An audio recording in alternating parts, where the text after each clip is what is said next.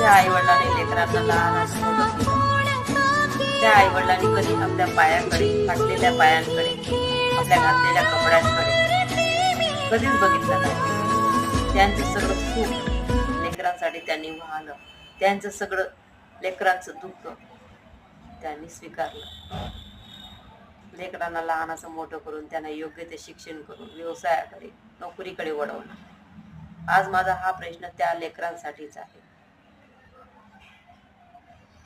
आई वडिलांचे गेलेले दिवस ते रिटर्न वापस आणू शकतात काय? आई वडिलांनी केलेल्या सुखांचा बलिदान त्यांचा व्यर्थ जाऊ शकतो का? आई वडिलांना न मिळालेली खुशी ते देऊ शकतात का? आई वडिलांना जसं जगायचं असतं तसं ते जीवन देऊ शकतात काय? आई वडिलांच्या हर एक खुशींचा अंदाज ते लावू शकतात काय? आई वडिलांच्या मनाची व्यथा ते समजू शकतात काय? हा प्रश्न त्यांच्या